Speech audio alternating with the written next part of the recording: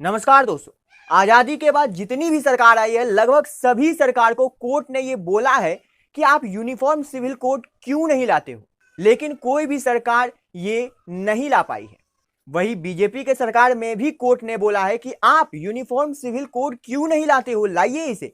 क्योंकि BJP hard decision लेने के लिए जानी जाती है, इसलिए सभी को लग रहा है कि बीजेपी यूनिफॉर्म सिविल कोड जरूर ला सकती है।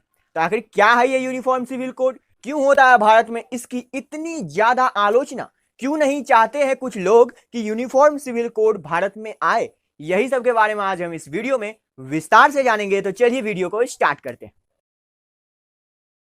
दरअसल आजादी के बाद हमारे भारतीय संविधान के कानून में हिंदू, सिख, जैन, बुद्ध ये सब के लिए तो एक कानून आ गया। जैसे लड़की 18 साल की है तो ही शादी कर सकती है और लड़का 21 साल का है तो ही शादी कर सकता है। ये कानून हिंदू, सिख, जैन, बुद्ध ये सब धर्म के लोग ये कानून को मानना पड़ेगा, वरना उन्हें सजा होगी।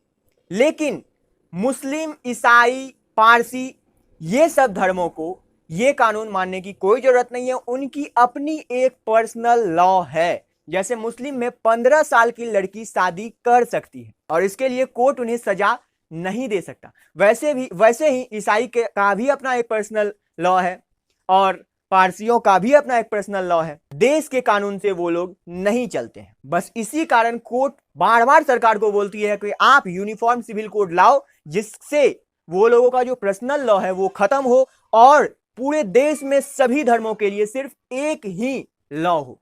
लेकिन इससे मुसलमान वर्ग के कुछ लोग हल्ला करते हैं कि ये इस्लाम पे खतरा है, ये मुसलमान को मिटाने की साजिश है। हमारे धर्म में जो कानून लिखे गए हैं हम उन्हीं को मानेंगे, भारत के कानून को हम क्यों मानेंगे।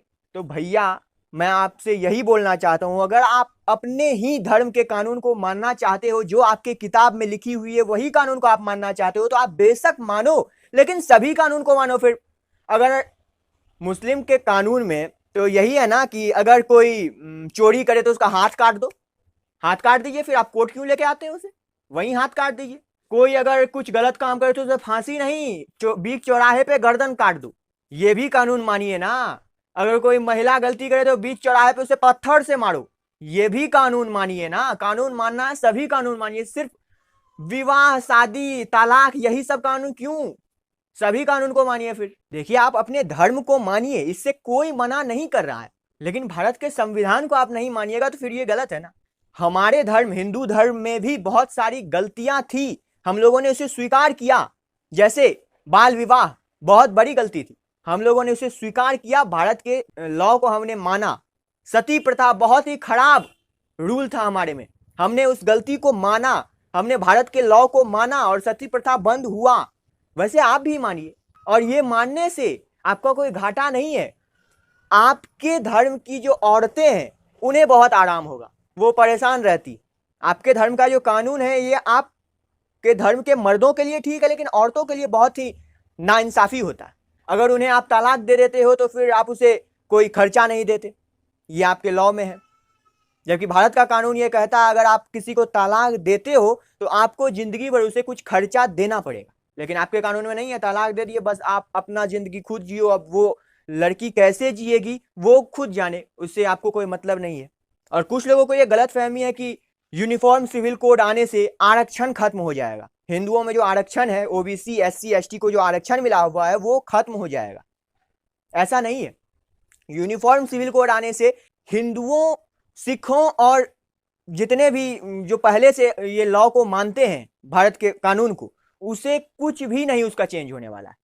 ये चेंज सिर्फ उनका होगा जो खुद का पर्सनल लॉ रखे हुए। आरक्षण हमारा खत्म नहीं होगा, आरक्षण रहेगा ही।